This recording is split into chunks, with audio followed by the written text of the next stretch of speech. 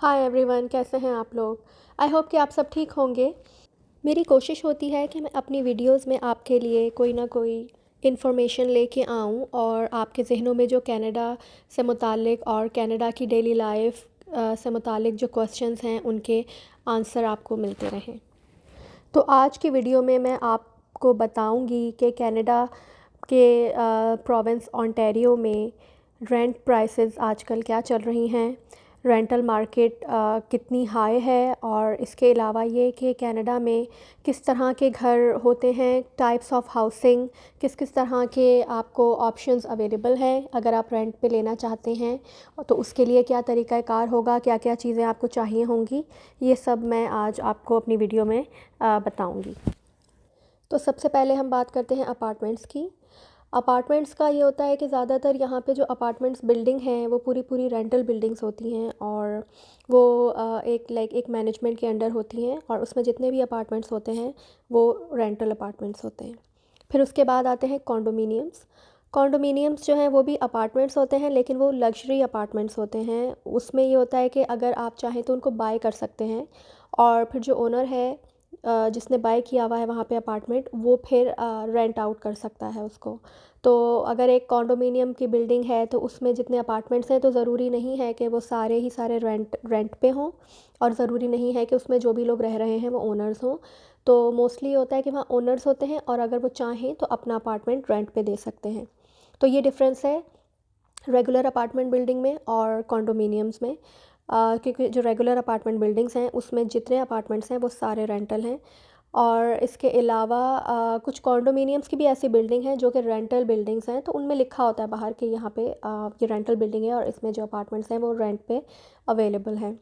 तो कॉन्डोमिनियम्स जो हैं वो लग्जरी अपार्टमेंट इस सेंस में है कि उसमें काफ़ी सारी आपको फैसिलिटीज़ मिल जाती हैं। उसमें जैसे जिम वगैरह है, जिम है, लाइब्रेरी है, स्विमिंग पूल्स हैं, इस तरह की जो है एमिनिटीज़ उसमें होती हैं। और वो जो है फिर मेंटेनेंस फ़ीस उसकी एक्स्ट्रा होती है जो कि रेंट के साथ साथ आपने पे करनी होती है। और इसके अलावा जो अपार्टमेंट बिल्डिंग्स हैं उसमें भी कुछ अपार्टमेंट बिल्डिंग्स में ऐसी अमेनिटीज़ मौजूद होती हैं, जैसे कि पूल वगैरह है, या किसी किसी में जिम भी मौजूद होता है। लेकिन जैसे अपार्टमेंट बिल्डिंग्स होती हैं नॉर्मली उसमें आपको लॉन्ड्री की फैसिलिटी आपके यूनिट में अवेलेबल नहीं होती, और उसके लिए ये होता है कि नीचे आपको एक मेन लॉन्ड्री दी हुई होती है जिसमें कि आप जाएँ और नीचे जाके लॉन्ड्री कर लें। और इसके अलावा जैसे डिश वॉशर हो गया, अगर डिश वॉशर है तो वो रेगुलर अपार्टमेंट बिल्डिंग्स में डिश वॉशर की सहूलत मौजूद नहीं होती, तो वो आप बर्तन अपने अपने हाथ से धोने होते हैं। लेकिन जो कॉन्डोमिनियम्स होते हैं उसमें ये होता है कि आपको लॉन्ड्री भी जो है वो इन यूनिट आपको अवेलेबल होती है। आपके अपने अपार्टमेंट में लॉन्ड्री की फ़ैसिलिटी मौजूद होगी। लॉन्ड्री मीन्स वॉशर और ड्रायर जो है वो आपके अपार्टमेंट में होगा। इसके अलावा डिश वॉशर भी आपके अपार्टमेंट में होगा जिसमें कि आप आराम से बर्तन जो है वो धो सकते हैं। तो ये थोड़ा बहुत डिफरेंस है कॉन्डोमिनियम्स में और रेगुलर अपार्टमेंट बिल्डिंग्स में। तो अगर हम बात करें 2 बेडरूम अपार्टमेंट्स के रेंट की, आजकल रेंट जो है वो बहुत ज़्यादा हाई जा रहे हैं यहाँ पे। और जो मैं जो आपको बात कर रही हूँ ना, ये अभी जीटीए की कर रही हूँ, जिसमें कि टोरंटो से लगे हुए जितने भी एरियाज़ हैं, जैसे कि ब्रैम्पटन हो गया, मिसिसागा है, मिल्टन है, एजेक्स है, स्कारब्रो वगैरह है, तो इन एरियाज़ की मैं बात कर रही हूँ। और शायद जो मैं आपको रेंट बताऊँगी इसमें शायद 100-200 का आगे पीछे का डिफरेंस हो, लेकिन कमोबेश यही रेंट हैं। मिसिसागा के रेंट थोड़े जो हैं वो ज़्यादा हैं।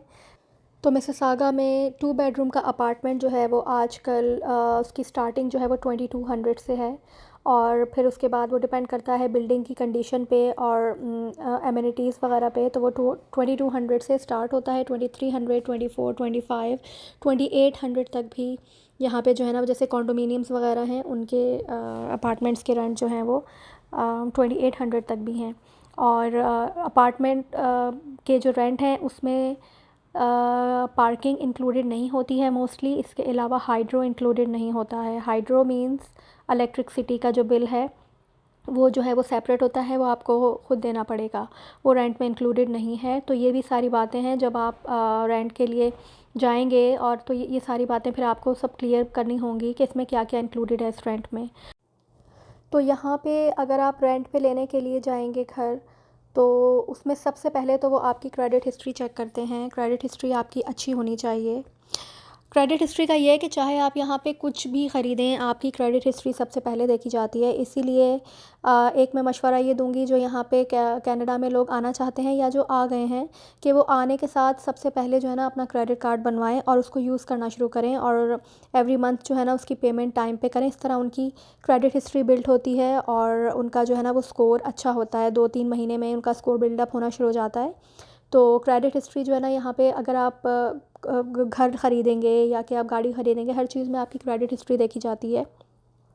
और इसी तरह अपार्टमेंट, इवन हम रेंट पे भी आप लेते हैं, अपार्टमेंट लें, घर लें, कुछ भी लें, आपको आपका क्रेडिट स्कोर अच्छा होना चाहिए। इसके अलावा आपको आपका वो जॉब लेटर मांगते हैं और पे स्टब्स वगैरह मांगते हैं।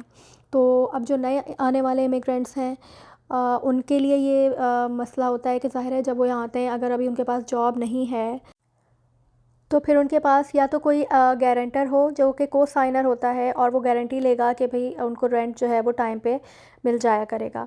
तो वो फिर आपकी जगह वो गारंटर जो है ना वहाँ पे वो साइन करता है आपके साथ साथ। तो जैसे अगर सपोज़ आप यहाँ आते हैं और अगर आपके भाई बहन कोई भी यहाँ पे पहले से फैमिली मौजूद है, तो फिर तो कोई मसला नहीं है, वो आपके गारंटर बन जाएंगे और वो को साइनर आपके बन जाएंगे। लेकिन अगर आपका यहाँ कोई रिलेटिव, कोई बहन भाई, मतलब कोई ऐसा बंदा नहीं है जो कि आपकी गारंटी लेगा, तो फिर आपको प्रॉब्लम होगी। तो रेंट पे जो अपार्टमेंट्स वगैरह अगर आपने रेंट पे देखने हैं तो उसके लिए एक बहुत अच्छी वेबसाइट है, उसका नाम है viewit.ca। तो यहाँ पे जाके आप जो है वो आराम से सर्च कर सकते हैं। यहाँ पे बहुत ज़्यादा ऑप्शंस होते हैं। अपार्टमेंट्स की आप सिटी डालेंगे और उसके बाद आप अपनी रिक्वायरमेंट के हिसाब से 1 बेडरूम 2 बेडरूम जैसा भी होगा आप उसको सर्च कर सकते हैं। और अगर आप चाहें तो जैसे अगर आप अभी कनाडा नहीं आए हैं, आप जैसे अगर सपोज़ अगर आप पाकिस्तान में हैं तो आप वहाँ से भी जो है ना वो चेक कर सकते हैं, तो आपको काफ़ी आइडिया हो जाएगा। इसके बाद घरों की एक और कैटेगरी है, वो उसे कहते हैं टाउन हाउसेस। टाउन हाउसेस भी जो है वो हाउसेस होते हैं, लेकिन वो जो है ना वो दोनों तरफ से जुड़े हुए होते हैं, लाइक एक लाइन में होते हैं और उनकी वॉल्स एक दूसरे से इंटरकनेक्टेड होती हैं। और वो जो है वो रेगुलर घरों के हिसाब से थोड़े से छोटे होते हैं। टाउन हाउसेस भी जो है वो कुछ जो है वो फ्री होल्ड टाउन हाउसेस होते हैं और कुछ रेगुलर टाउन हाउसेस होते हैं। तो जो रेगुलर टाउन हाउसेस हैं उसका मतलब ये है कि उसमें मेंटेनेंस फ़ीस होती है, जो कि अगर आपने बाय किया हुआ है तो उसमें भी आपको उसकी मेंटेनेंस फ़ीस देनी है, और अगर आप रेंट कर रहे हैं तो आपको मेंटेनेंस फ़ीस रेंट के साथ अलग से देनी पड़ेगी। तो ये भी आपको कंफर्म करना होगा कि आपके रेंट में वो शामिल है या कि अलग से देनी पड़ेगी। और जो फ्री होल्ड टाउन हाउसेस होते हैं वो लाइक रेगुलर हाउसेस होते हैं, उसमें मेंटेनेंस फ़ीस शामिल नहीं होती। तो जो टाउन हाउसेस हैं, 3 बेडरूम टाउन हाउसेस और 4 बेडरूम टाउन हाउसेस, तो इनका रेंट जो है ना वो तकरीबन 2800 प्लस है। 2800, और वही डिपेंड करता है कि टाउन हाउस कितना पुराना है, उसका साइज़ हर चीज़ पे डिपेंड करता है। तो उसका रेंट जो है वो 2800 प्लस से स्टार्ट होता है। और जो है इसमें पार्किंग वगैरह इंक्लूडेड होती है, क्योंकि ये जो है वो घर होता है तो ज़ाहिर है पार्किंग, जैसे उसकी ड्राइववे है तो वो फिर पार्किंग आपको उसमें इंक्लूडेड होगी अगर आपने पूरा यूनिट लिया हुआ है तो। फिर आ जाता है सेमी डिटैच। सेमी डिटैच जो वो हाउसेस होते हैं जिसमें एक वॉल जो है ना वो दूसरे हाउस से मिली हुई होती है और एक तरफ से वो खाली होता है, ओपन होता है। तो वो जो है वो सेमी डिटैच होते हैं, वो टाउन हाउसेस के मुकाबले में थोड़े से बड़े होते हैं। और उसका भी यही है कि वो आपने पूरा यूनिट अगर रेंट पे लेना है तो उसका भी जो है वो तकरीबन 3000 प्लस उसका रेंट होगा। और वो फिर आपका जो ओनर है वो उस पे डिपेंड करता है कि उसने रेंट में यूटिलिटीज़ इंक्लूड की हुई हैं। जो यूटिलिटीज़ मींस यही हाइड्रो, वाटर बिल, ये सारे जो बिल्स हैं वो उसमें इंक्लूडेड हैं या कि आपने सेपरेट देने हैं। और उसके बाद आता है डिटैच्ड। डिटैच्ड वो घर होते हैं जो कि दोनों तरफ से कहीं से जुड़े हुए नहीं होते हैं, दोनों तरफ से वो सेपरेट होते हैं। तो ये डिटैच्ड घर जो हैं वो सेमी डिटैच के मुकाबले में और थोड़े बड़े होते हैं। और फिर अगेन वो डिपेंड करता है डिटैच घर के साइज़ पे कि वो कितना बड़ा घर है, और उसका रेंट भी जो है ना वो 3000 से स्टार्ट होके 3500, कुछ 4000 पे भी हैं। वो डिपेंड करता है कि घर कितना बड़ा है, उसका लोकेशन क्या है, उसका साइज़, एवरीथिंग डिपेंड करता है। तो ये है कि रेट यहाँ पे आजकल रेंट्स बहुत ज़्यादा हाई हैं। तो नए आने वालों के लिए जो सबसे चीपेस्ट ऑप्शन होता है वो बेसमेंट्स का होता है। वो जो है वो अभी सबसे ज़्यादा फिजिबल जो नए आने वाले लोग हैं उनके लिए ये है कि वो बेसमेंट्स रेंट कर लें। तो बेसमेंट जो है वो मोस्टली सेमी डिटैच्ड हाउसेस और डिटैच्ड हाउसेस की होती हैं, जो कि ओनर जो है वो बेसमेंट जो है वो फिनिश करवा के उसके अंदर अपार्टमेंट बनवाते हैं और वो फिर रेंट पे देते हैं। तो बेसमेंट यूनिट जो है, अगर आप 2 बेडरूम बेसमेंट यूनिट देखते हैं तो आजकल जो उनका रेंट है वो 1800 से स्टार्ट है। 2 बेडरूम बेसमेंट होती है वो। और फिर वो अगेन डिपेंड करता है कि 2000 2100 के जैसी बेसमेंट है उस हिसाब से उसका रेंट होगा। तो सबसे कन्वीनियंट जो है वो जो नए आने वाले हैं उनके लिए बेसमेंट होती हैं। अगर आप अपार्टमेंट लेते हैं या कि आप हाउस लेते हैं, सेमी डिटैच हो, टाउन हाउस हो, कुछ भी हो, तो मोस्टली यहाँ पे 1 साल की लीज़ करनी पड़ती है, यानी कि 1 साल का एग्रीमेंट करना पड़ता है और 1 साल से पहले आप उसको खाली नहीं कर सकते।